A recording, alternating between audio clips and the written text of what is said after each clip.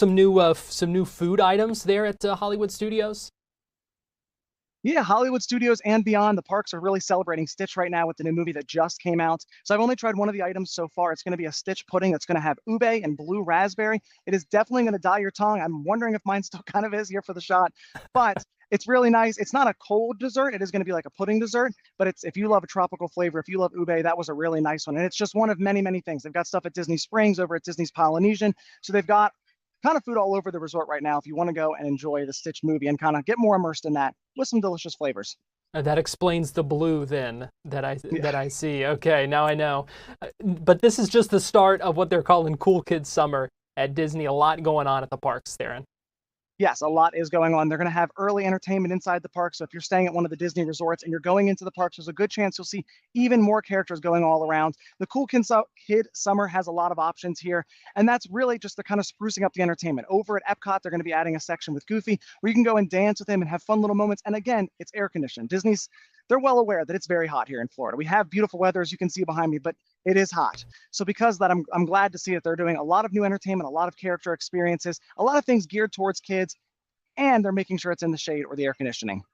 All right, a lot of fun things to look forward to, and it looks like a beautiful day at Hollywood Studios right now. Theron White, lead publisher of EYNTK.info. Always good talking with you, and thanks for joining us today.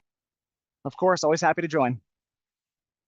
Yeah, that air conditioning going to make a big difference for you this summer. We've been feeling that heat and humidity already, especially over the past week or so. Well, that's going to do it for us here on Florida Live. We appreciate you joining us this afternoon. We hope you join us tomorrow as well, 2 o'clock, right here on Fox Local, fox13news.com, fox35orlando.com, and also on YouTube.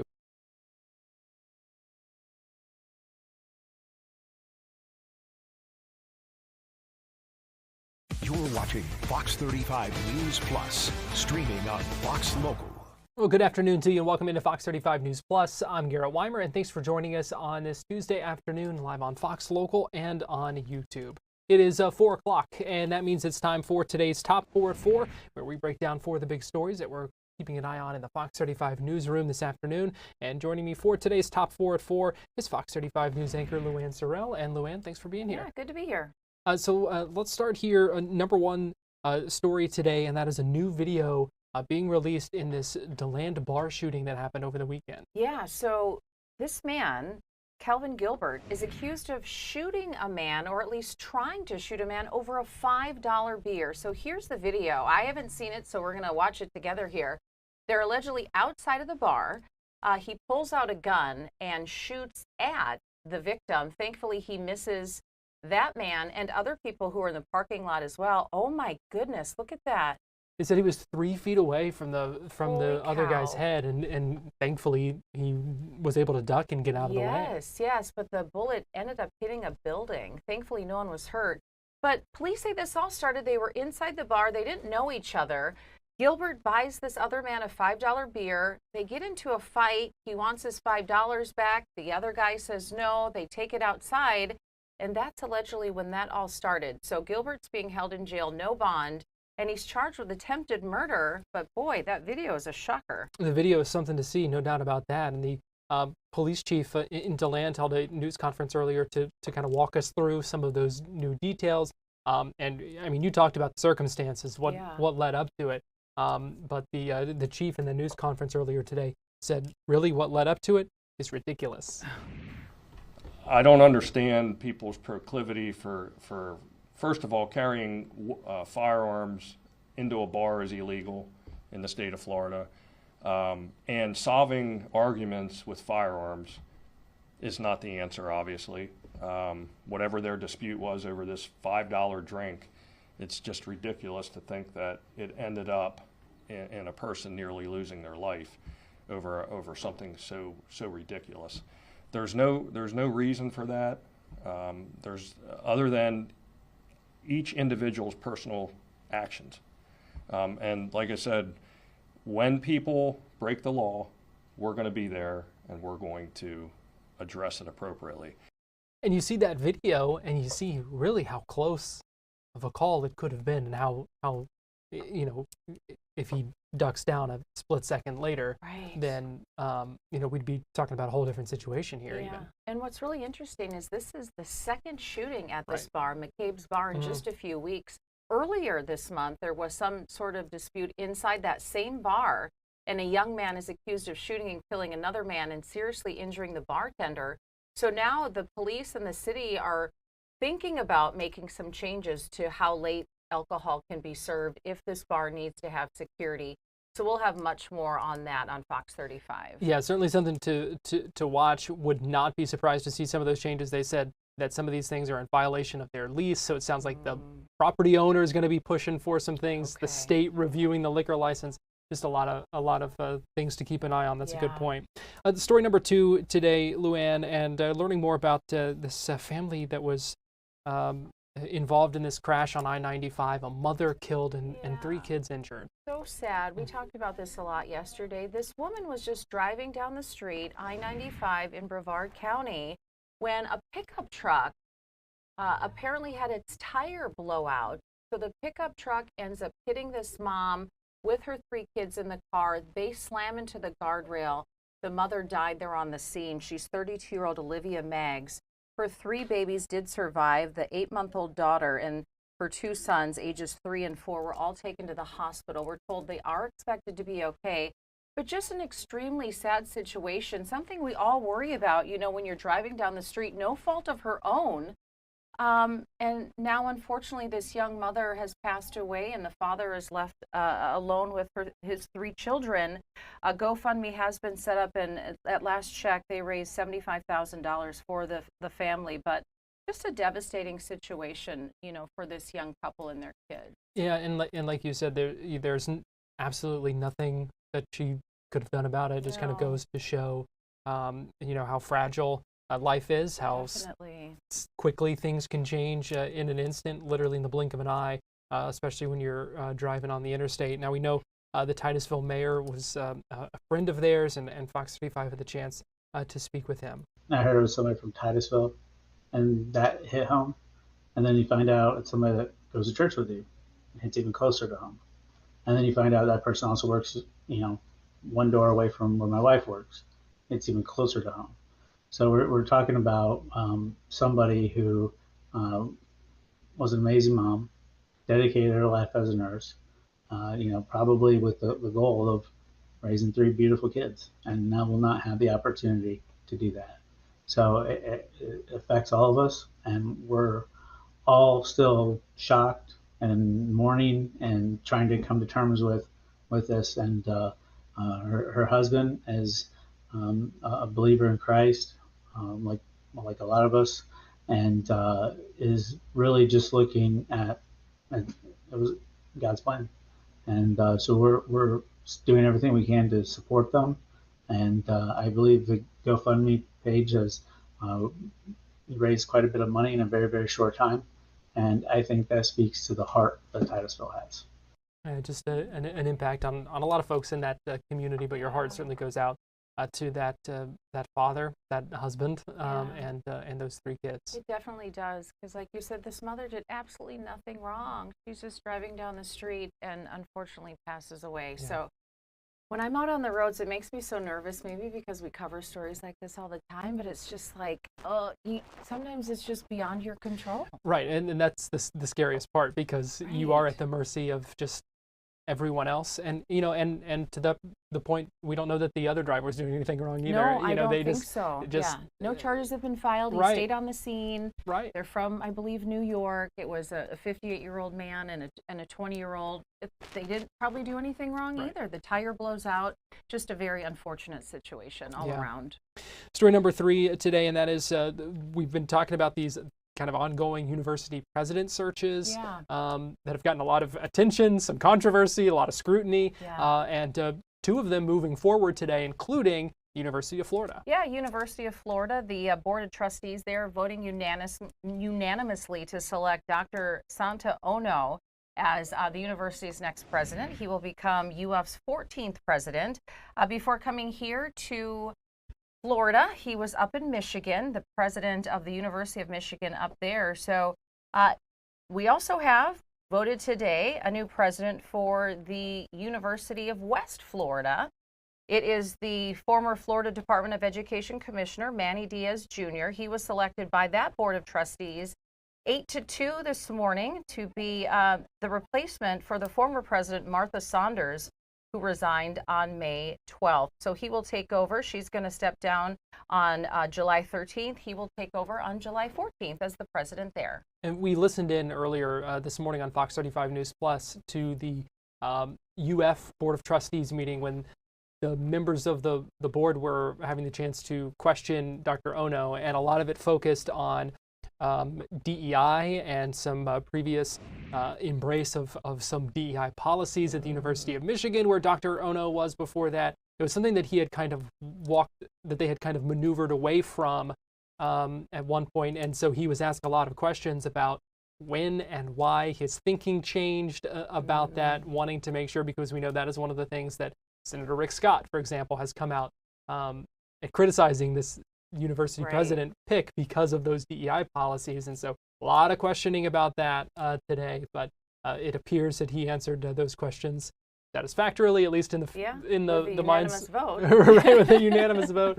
And now that goes to the Board of Governors. Yep. Finally, let's end with a fun one here, getting our first look at the cover of College Football 26. Yes, a lot of people excited about this. The second year in a row, we're going to have college football video game out there by EA Sports. Last year was a big deal because it had been in reprieve for I think 10 years previously. So yep, here's the new cover, at least for the standard edition of College Football 26. You see there Ohio State receiver Jeremiah Smith and Alabama receiver Ryan Williams will be on the cover. We're told we're going to learn more on Thursday about this because the deluxe edition will feature some different covers that will have, other stars, mascots, coaches from past and present, including one that's going to have Tim Tebow on there. So that'll be fun to see. Yeah. Thursday, we will learn more. But again, the game will come out on July 10th. If you get the deluxe edition, I guess that includes Madden 26 along with College Football 26, you'll get to play 3 days early. That's so a big I have one. a feeling a lot of people are going to do that so they can post on social media them, playing themselves if they're a college football player or something like that. That early access is a big Yes. deal. Now, I always think it's so cool that game is made here in Orlando. Yes. I know you got a little bit of a peek last year into that process and Yeah, and it was a everything lot like of that. fun. We talked to the creators and the directors, and they talked about how they went to a lot of the different college campuses because they say, really every campus is unique. I went there with Johnny, our producer, and they really got the essence of every stadium, the things they do, the student section. We had a couple UCF football players come and play themselves for the very first time. They were super excited. So yeah, it was a fun time there at EA Sports, which is headquartered in downtown Orlando. Yeah, really cool. The attention to detail is something else, and it really does go a long way because something special about every school wherever you're Yes. playing. So it's really neat to check out, and I am sure that this year's game will be no different. Yeah, it'll probably be even better than last year. Yep. Well, that is today's Top 4 at 4. LuAnne, we appreciate you Sure, joining my us. pleasure. We're going to take a break here on Fox 35 News Plus, but we'll be right back.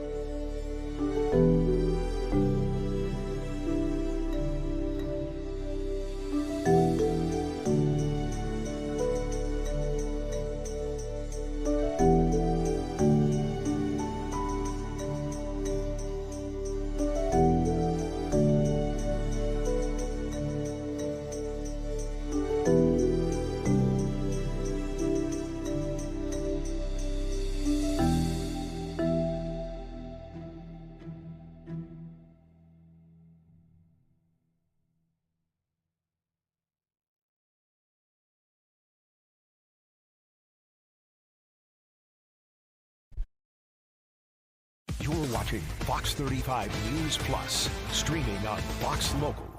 Welcome back into Fox 35 News Plus. I'm Garrett Wymer, and thanks for joining us on this Tuesday afternoon, live on Fox Local and on YouTube. We talked a few minutes ago about the presidential searches when it comes to a couple of high-profile processes that have been going on at some Florida universities. That was one of the topics that we discussed this afternoon on Florida Live with Kimberly Leonard, a Politico reporter, the author of the Florida Playbook newsletter that you get in your inbox every day. As well, we talked about that and also the budget deadlock continuing to drag on in Tallahassee. Here's my interview with Kimberly Leonard earlier this afternoon. Even we've had so much turnover in Florida at the top of, leadership at these universities, a lot by political entities, in fact.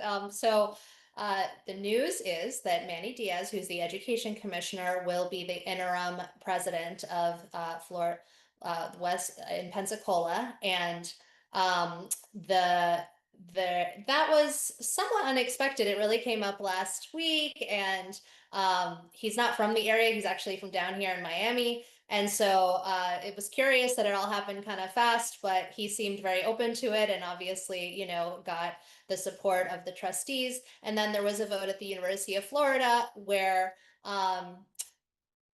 Santa Ono, who is president of the University of Michigan, was also given unanimous support from the trustees there. And the reason his nomination was controversial was because of, some of his record at the University of Michigan, support for DEI measures, but he really made it clear today, as Gary Fineout reported, that he would sort of do whatever the laws in Florida said on these issues when it comes to diversity, equity, and inclusion. But there's still a lot of backlash, actually, from members of the U.S. House. Greg Steube even tweeted right after the approval that he wasn't sold. And Byron Donalds, who's running for governor, also has said that he's not on board. So it's been interesting to kind of see the back and forth. Interestingly enough, also is that Governor DeSantis has said that he'll let it all play out. So that's the big news of the day. The new leaders that will be coming up atop these universities in the coming months. And certainly something to continue to watch, ahead of their confirmation from the Board of Governors as well. Meanwhile, in Tallahassee, we talked about the governor signing a bill this afternoon. He has been signing some of these bills that have been sent to him, but still no budget. The deadlock drags on in Tallahassee with lawmakers nowhere in sight this week. Yeah, and DeSantis today during his press conference, he once again said he was going to get it done when it came to reducing property taxes in the state. We don't know what that'll look like ultimately, but it does seem like he's not going to let it go. We do know that those who are sort of in DeSantis's corner, like State Senator Jay Collins, he was on a radio program today where he said, well, they've taken, the sales tax piece off the table. So they do need to get this budget done. July 1 is when, the new fiscal year starts. And so there could be a partial state government shutdown if they can't agree on this. The news of this week, right ahead of the Memorial Day weekend, was that you had legislative leaders put out letters to their members saying that they would not be meeting at all this week, that they would just be keeping people informed. But, obviously the clock is ticking. And in the meantime, the governor continues to make it clear, what his priorities are. And there's just a continued ongoing battle about what the best way is to proceed on the top line numbers, and also, where to cut taxes. And look, Florida is not facing a budget deficit this year, but it will be next year unless things change. So they do have to do some planning on that, but that really hasn't been as much of the conversation. Kimberly, what else should we be watching when it comes to Florida politics?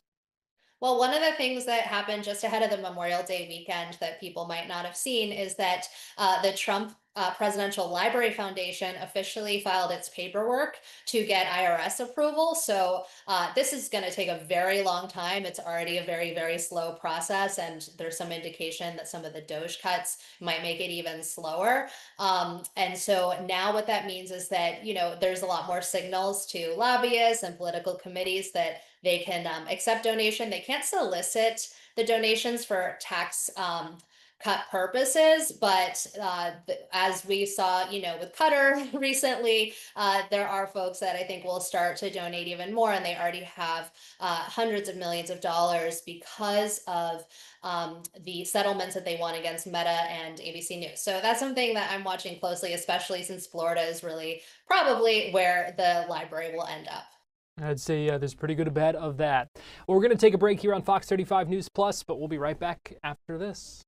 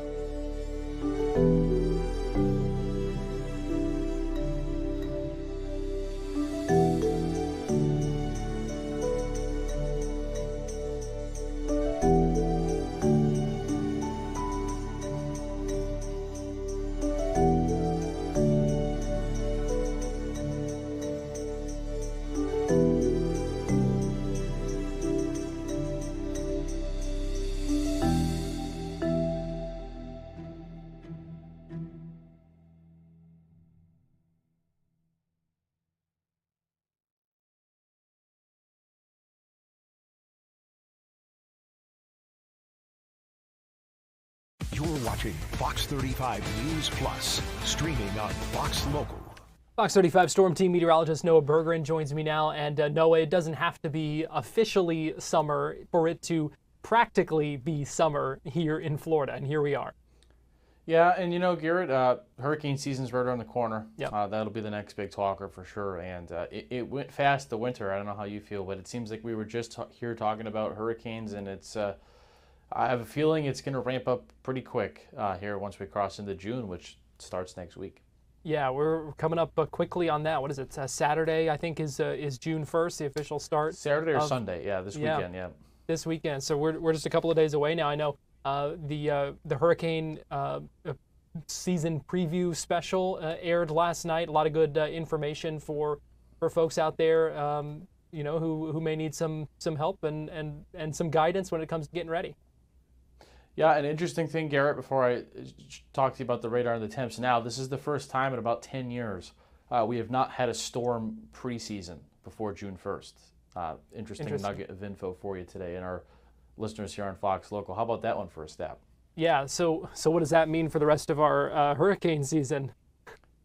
It'll be interesting to see, my friend, because, normally we have gotten the last few years a system preseason, but this year we haven't. There's not really a lot of correlation between preseason storms and how the rest of the season goes, but it's certainly something to be mindful of that normally, at least in recent memory, we have had something in May or even April that is formed, and we haven't this year. But thankfully there's nothing on the radar for right now. I'll show you the temperatures out there tonight because it's hot. I mean, it's almost 100 in parts of the area. These are the air temperatures. 97 in Gainesville, 96 in the Villages, 91 in Orlando. There's going to be big storms this evening moving from west to east, and they're going to peak right on the I-4 corridor some point between about 5 and 7 o'clock tonight. So temperatures overnight, mid-70s. There's going to be big storms between, again, 5 and 7 Sanford, Lake Mary, Orlando, the theme parks, and they're going to track off to the east. Highs tomorrow, just as hot as today, low to mid 90s. These temperatures are about 5 to 8 degrees above average for this time of the year. So if you have noticed and felt, wow, it feels hotter than I normally remember for this time of year, you would be correct. If you've lived in Florida for more than a few years and you have a good basis in your brain for what it feels like and what part of the year and when. This is hotter than normal. These temps are what's average in probably early July. It's about a month ahead of schedule to have this routinely. And remember what the rainy season is in Florida. It's not a set start date. We always like to, in meteorology and on TV, we draw cold fronts with straight little lines, and we make the weather and nature look like it follows shapes and sizes. The Mama Nature doesn't follow a calendar. Yes, example, hurricane season starts June 1st. That's just when we humans have decided that most activity is centered between June and November. There's been hurricanes in April, there's been hurricanes in December. Just like the rainy season in Florida, there's no set date that it should start by here. Some years it doesn't start raining daily until almost July 4th in Orlando. Some years it starts in early April, but we've gone and calculated with the aid of our friends at the Weather Service, and generally the historical average start, like if we went back and looked, the average start of when it starts raining each afternoon and evening in Central Florida is the last week of May. So if you look at your phone and your calendar, yeah, we're about right there. So this is, I would say, around average start for that. Daily showers and storms. Now, the one thing to know each summer is the direction they move once they pop is always an interesting thing to track, but it does look like there will be some showers and some storms. Let me advance this forward for you. So this morning we had sunshine, we had some clouds, things were pretty good, but as we head through the afternoon and the evening, we're going to watch right on the I-4 corridor. You see the storms from the Villages to Lakeland pushing off to the east. I think they may end up being a little bit more widespread than this model shows, but they're right there at about 6 o'clock tonight, Garrett. From Daytona through Seminole County down to Orange County, there'll be some big storms, and we'll do that again tomorrow. But we do this whole thing until Friday. Then coming up tonight on the News Edge at 5 and 6, I'm going to talk to everybody about the weekend forecast, because believe it or not, Garrett, we have actually a cold front coming on Saturday, and Saturday afternoon, you can write this down and remember I told you, hopefully the forecast doesn't change and I'm not egg in my face.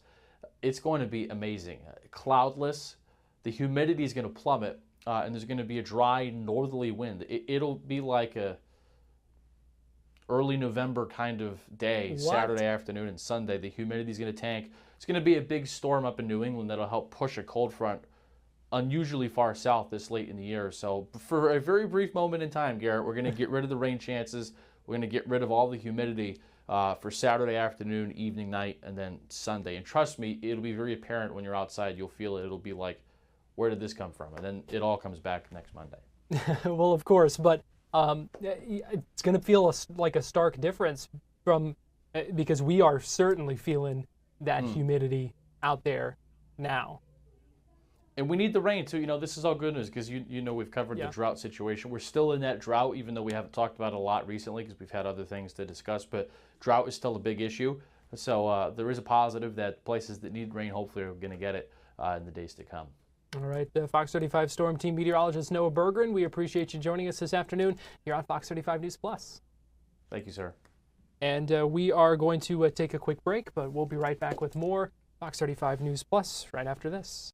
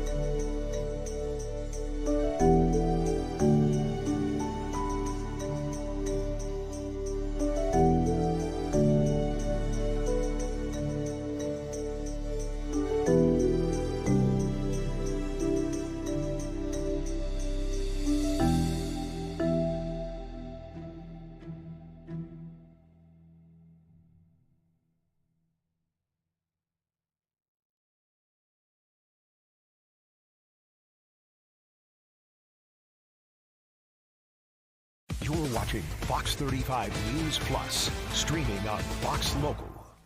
Welcome back into Fox 35 News Plus. I'm Garrett Wymer, and thanks for joining us on this Tuesday afternoon. Hope your week is going well so far. We appreciate you joining us here on Fox 35 News Plus, live on Fox Local and on YouTube. Interesting story out of Palm Coast, where a man says wild hogs are tearing up his yard. I want to bring in Fox 35's Chris Lindsay, who's been following up on this story and spoke with this man who took him around, showed him his property. Chris, what's going on there? Well, this is a problem that's been lasting a couple of months. So this man has lived in Palm Coast for over 20 years, and this is a new problem for him, but it's not a new problem for the area. He's had these hogs coming through his lawn, tearing up, running throughout the hedges and whatnot. That's a video that he took just a couple of days ago. They've been doing some pretty serious damage to his property, to the point that today, when I stopped by, he actually had a team putting a fence around his home so he could sort of protect things as much as he can. But this is a problem that is persisting here in this area. Those animals are an invasive species, so anywhere they can get around a food source, they're going to continue to come around and tear things up. This is something that he's trying to figure out. The county and the city have been working together on this. They've even formed a feral hog dashboard where you can report sightings of these animals, and if they're not on private property, they potentially have trappers come out and try to deal with the problem. What sort of damage are they causing, Chris? So they're burrowing into the lawn. They're actually digging some rather deep holes. You can sort of see that trench there that was worsened by the animals. And you can imagine on your front lawn, if you just have a wild animal digging through, just creating these lines of holes and just completely messing up the grass and the dirt, etc. So this is something that they're going to have to completely resod his front lawn. But the issue is, as long as they're in the area, if you try to fix these problems, they're going to just keep coming back and keep coming back. So that's why he's working on getting a fence put up, so that hopefully that'll be more of a long-term solution. But in the end, they're going to need a more permanent solution to prevent this from happening. Chris, I know you mentioned it's an invasive species, but where are they coming from? Do they just roam around the whole area there? There are a lot of conservation and wooded areas in Palm Coast. This particular home is actually right up against one of those conservation areas. So when you see these hogs scatter off into the trees, that's where they're headed. So there's been a lot of development over the years as well. The last time I spoke with county officials, they say that that development, the clearing of trees, the building of new homes and other projects kind of pushes them out of the areas that they're known to roam. And then all of a sudden, once they locate a food source, in this case, it appears this neighborhood has some sort of food source that they're sort of roaming around. The homeowner tells me that he's actually seen people driving by throwing food out of the window. So it appears that some people may not realize that this is an invasive species. They may say, oh, this is just an animal. I'd feed them like maybe I'd feed a stray dog or something. But this has some pretty serious consequences, and not only on the property, but if you remember, I've spoke with a man who's actually attacked by one of these wild hogs, an elderly gentleman here in Palm Coast. So they are a threat to not only property, lawns, etc., but it could be a threat to physical health and other small pets and whatnot. Chris, I'd imagine this is frustrating to these neighbors who are dealing with these issues. Yeah, super frustrating because there are not a lot of just quick solutions. So people put out traps. Those are hit or miss. I spoke with a hog trapper who says you can put those traps out, but if they don't work, then they simply don't work. So he recommends solutions such as putting electric fences. Like I said, in this case, he put up a normal fence, or he's in the process of doing that to try to deter them. But it's important to not feed these animals if you see them, and to try to keep things cleaned up to the point if there are any food sources that are attracting them, make sure that those are kept away. But yeah, it's a very frustrating thing that there is no hard set solution for just yet. All right. So where do things go from here? Right now, it's on him simply for the fact that this is private property. So I spoke with city officials. Unfortunately, because this is not county property, they are not responsible, or city property. They're not responsible for the lawn repairs or the trappers because of where this location is. So in the time being, he's going to put up this fence. He's going to work on the lawn repairs that he can, and he'll have to figure out a way to get a trapper to come down to potentially capture some of these animals. And another way that they recommended was to put down things that may be unpleasant to the animals. One of the trappers recommended vinegar, things like that that they may come by and not want to be around. So it's just a lot of different possible solutions, but those are things that he'll have to iron out. All right. Interesting stuff. Fox 35's Chris Lindsay, we appreciate you joining us this afternoon here on Fox 35 News Plus. Thank you. Give you a live look right now in Brevard County, our launch credit union camera, where you can see the vehicle assembly building. Earlier today, I think it was our 2 o'clock hour, we took a look at this camera, and there were dark clouds. The rain was coming down. It looks a lot nicer out there now, but I see Fox 35's Esther Bauer still has her rain jacket on, joining us live now here. And Esther, at least the elements have improved, we know, as the day has worn on there in Brevard County. Yes, in some parts of Brevard County, but we're dealing with a little bit of sprinkles. Things have gotten better, though, in Melbourne. But yeah, it has been a rainy day so far.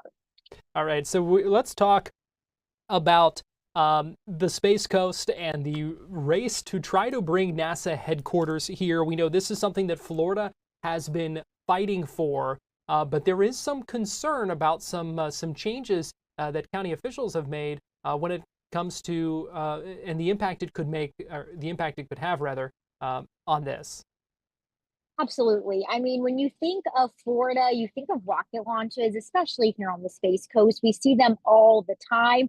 And so for us Floridians, we feel like the state of space is, headquartered here in Florida. Let's bring NASA HQ down to Florida. But it's not just us fighting for space. We have rocket launches on the West Coast. California does them, and we particularly are seeing Texas really vying for space. Starship is testing out in Boca Chica, and what we're seeing now is the county has dissolved one of the main drivers for economic growth in the north part of our county, which is where space happens. So the North Brevard Economic Development Zone has been in place for about 10 years or so. But as we have reported, the county is taking a really close look at their budget. One of the reasons is to fund firefighters. That is an ongoing saga that we have been seeing. And so they really dove into their budget county-wise and said, where can we reallocate and bring some money back? So what commissioners did in their latest vote, that was a 3-2 vote, was to dissolve this economic development zone, which sent about $3 million per year up to the north part of the county. We're talking about Titusville, Mims, Port St. John, to try and reinvigorate that area, to try and make sure businesses like these space companies are moving in and have the financial support to do so. So the mayor of Titusville is really sounding the alarm on this, saying these other states, Texas in particular, they are up in Washington lobbying and promising millions and millions of dollars to relocate NASA to Texas instead of Florida. Mayor of Titusville says this was the only economic driver that we had to keep space companies coming here and to, most importantly, help Florida in the fight to relocate NASA's headquarters. So he is particularly frustrated with this. We do know at Titusville City Council meeting tonight, they will be trying to analyze their path forward because now their budget is going to be changing. They were getting about $3 million per year.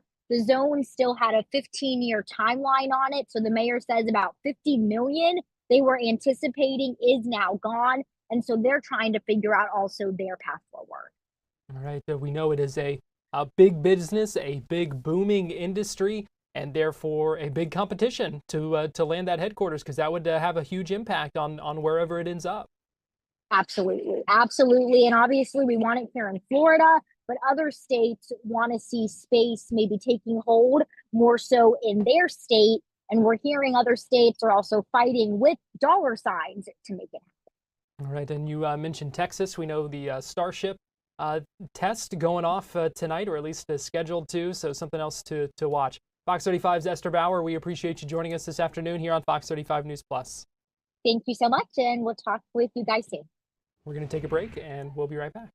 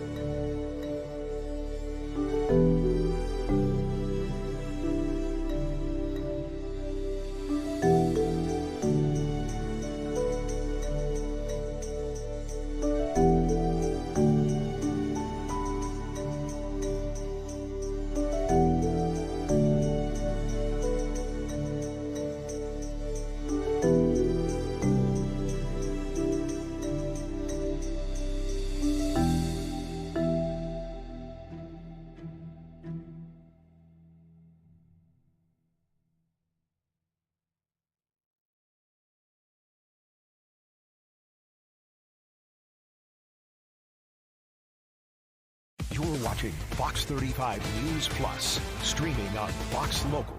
And welcome back. Thanks for watching Fox 35 News Plus. I'm Garrett Wymer, and it's good to see you this afternoon. Governor Ron DeSantis was in Apopka earlier today, and one of the first questions he was asked was about the future of the Tampa Bay Rays. He said he's gotten assurances from Major League Baseball that that team will not be leaving Florida, but he is not taking sides where they wind up, whether it's Tampa, St. Pete, or here in Orlando. We know the Orlando Dreamers have been pushing to bring Major League Baseball here to the City Beautiful, whether it is through relocation of an existing team like the Rays or whether it's through expansion. But we also know there are still several roadblocks that face that team. Some of them are infrastructure.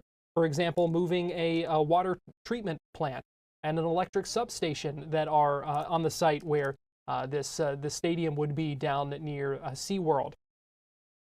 Some of the other difficulties are support.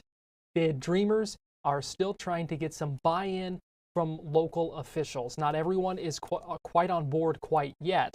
And associate producer Johnny Jackson spoke with Ryan Lynch, a reporter with the Orlando Business Journal, to break down some of these roadblocks and obstacles that the Dreamers will have to overcome.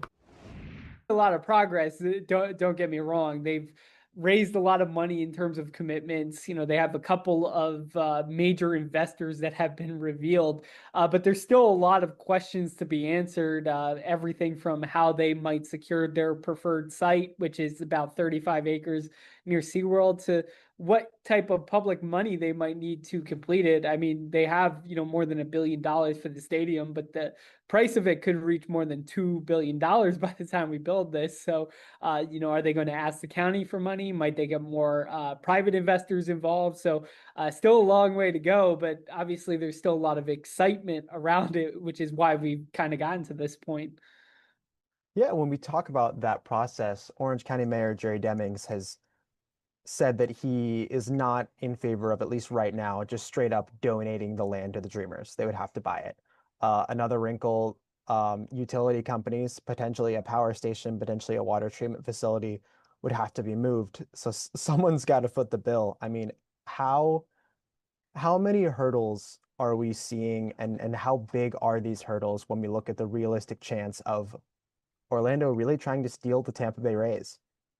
I think they are pretty big, and just talking about that site alone, when you have that many stakeholders involved in a single property, that's where there could be even more challenges than, oh, if it was just the county's property, there might be less hurdles there. Like, oh, we have to get this use approved and figure out where we park cars. But when you're talking about utility infrastructure and having to move that around, that becomes a challenge in of itself. So it remains a question of, do they continue on with this site? Do they look at potentially other sites? They have mentioned in the past they've been offered other properties before. So is it a question of, do they look there? Do they find a way to maybe shrink the footprint of the ballpark? There's been some situations, I think, where ballparks have been built on a smaller footprint, and obviously this one includes a lot of mixed use development. So do they look at maybe a smaller footprint for the project? And those are the type of things that become hurdles, and at some points opportunities as well. Whether that's for somebody who might have a site that fits better, or for the county, what they're asking for. It's like, is it money alone? Is it money and the potential for any mixed use development to have X amount of affordable apartments? Those are going to be things we find out over the coming weeks and months as they continue to kind of negotiate this, and we see how far along this moves. And the Dreamers so far have kind of pledged to build baseball and softball complexes here in Orange County. They also have Orange County Commissioner Michael Scott publicly endorsing the project. How much does that potentially sway Orange County and kind of moving towards a deal? I think, that's start, but obviously you have a couple other members of the county board that you have to impress, including the member of the county commission whose district the ballpark property actually lies in. So that's going to be a hurdle. Being able to get some of that community support is a good start, but a lot of times it's like, oh, ice cream sounds good right now, but if I tell you that ice cream costs, $200 million, you might feel differently about that as a member of the public. So I think a lot of it is going to depend on, what type of money that the team brings to the table. Do they bring more?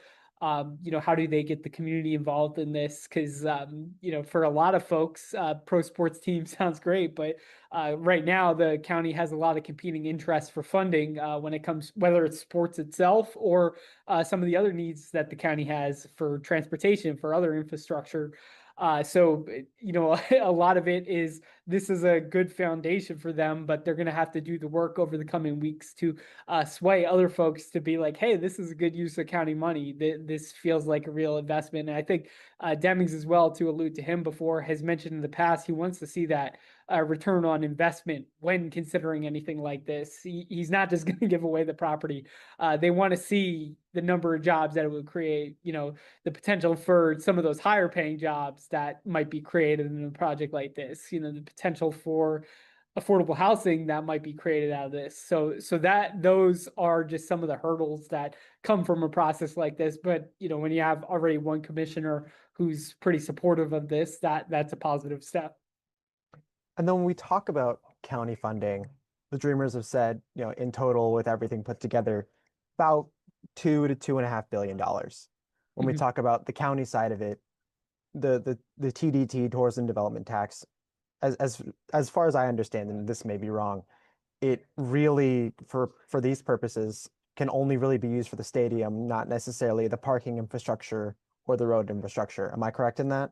Yeah, there's kind of and a lot of this has been talked about in the state legislature about expanding the use of TDT, but mainly a lot of it goes into the venue itself. You look at Camping World as an example. Most of the $400 million is going into the actual stadium. You have the UCF Roth Tower expansion there. All the money is going into the construction of that tower. So I imagine much of the money they might request would probably go directly into stadium construction, and that would still be a substantial piece of the pie, but that might limit what they ask for in terms of A, how much, and B, what they can use that for. Like, it's not necessarily, oh yeah, I can request this and then build a office tower, alone using all this. A lot of times it's just tied to the actual stadium itself. So, and we'll have to see how much they asked for. The last time it was almost $1 billion.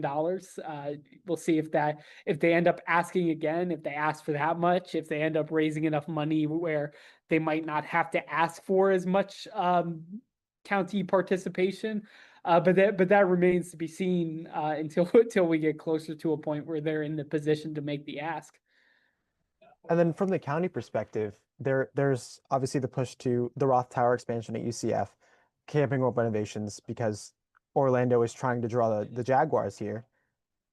What is, at least in your reporting experience, what has been the priority for the county commissioners? What seems more realistic, the football, the bringing NFL here, or making sure that potentially, if the Rays do get sold, bringing Major League Baseball to Orlando?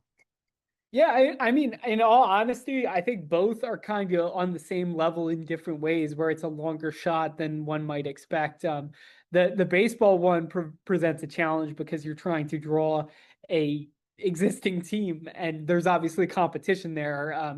Reporting that's been out there has said multiple groups are vying for the Rays, and that could include groups that want to keep the team in Tampa, and that would be a challenge, obviously, for Orlando, because a lot of the experts that I've spoken with have said they're not going to put two MLB teams in such close proximity to each other in markets like Tampa and Orlando. So if it stays in Tampa, that's that. And then on the football side, it remains to be seen how they might expand and what they might prioritize to that end. Obviously, Orlando in the past has really tried to draw some of these neutral site NFL events, like the Pro Bowl is an example.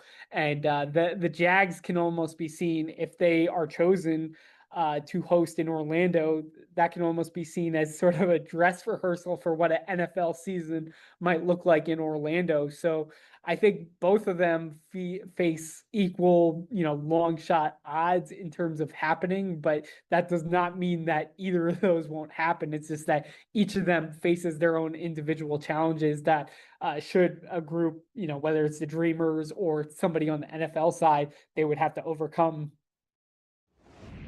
There's still a long road ahead with that.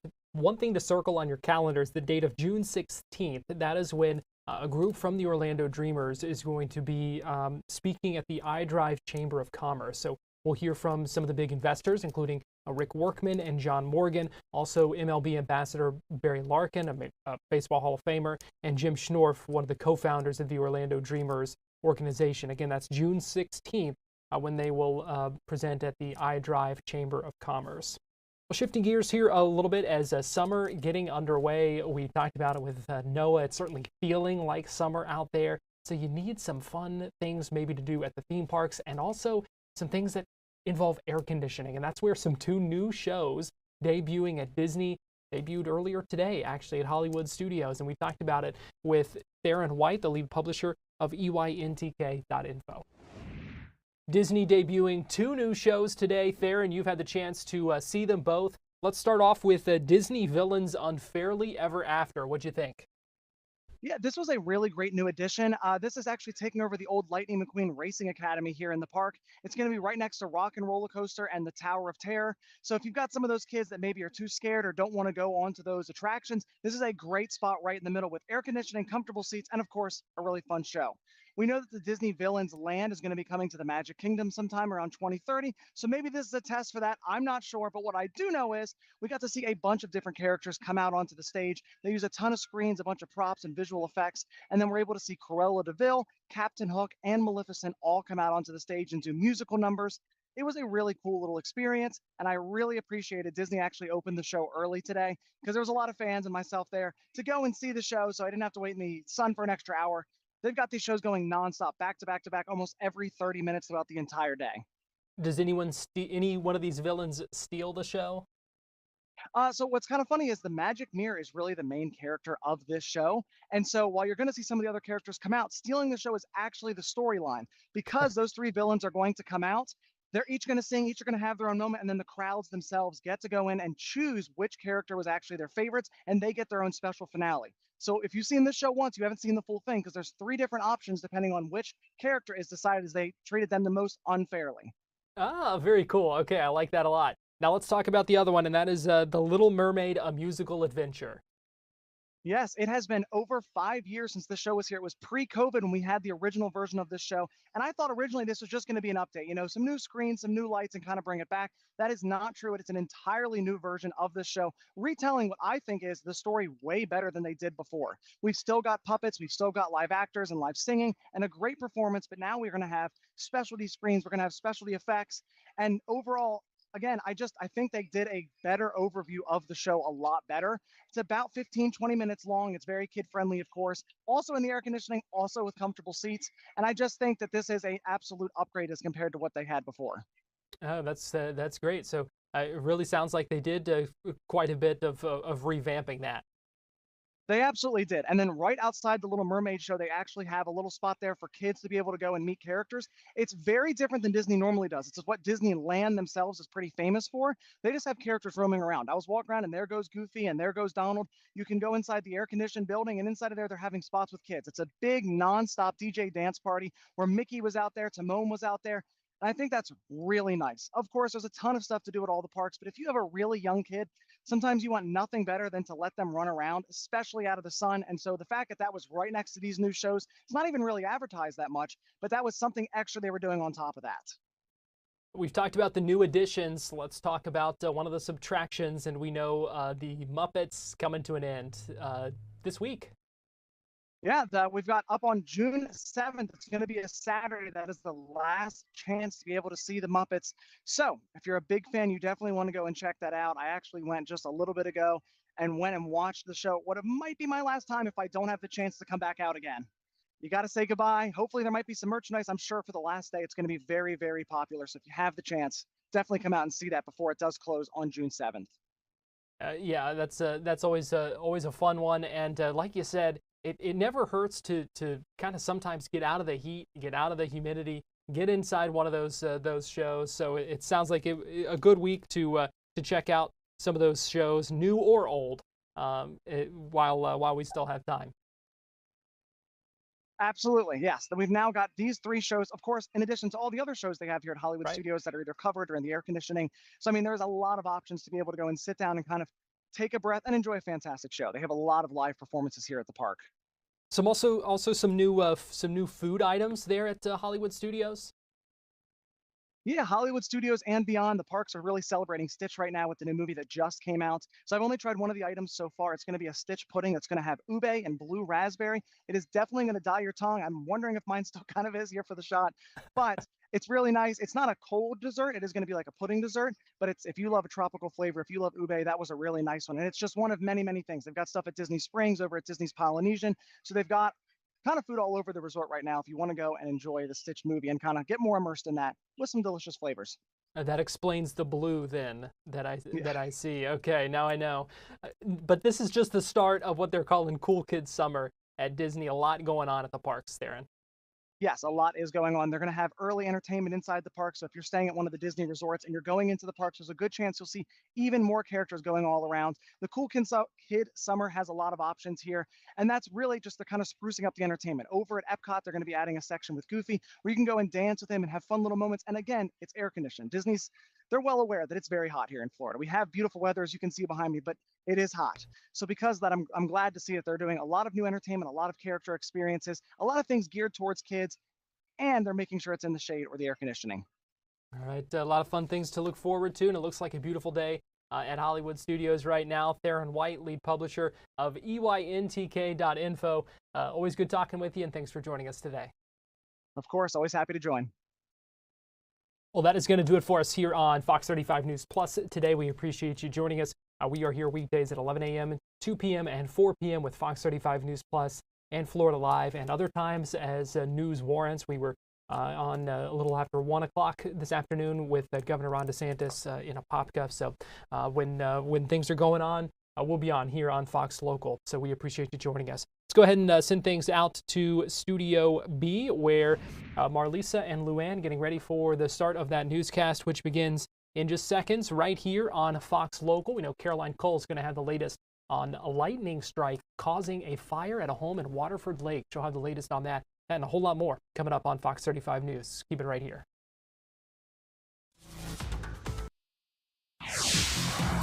Right now on Fox 35 News at 5. Look at them going under my hedge. Going hog wild. Look at that hole. That's a deep hole. These neighbors say these hogs are running rampant. Yeah, go. Tragedy in Titusville.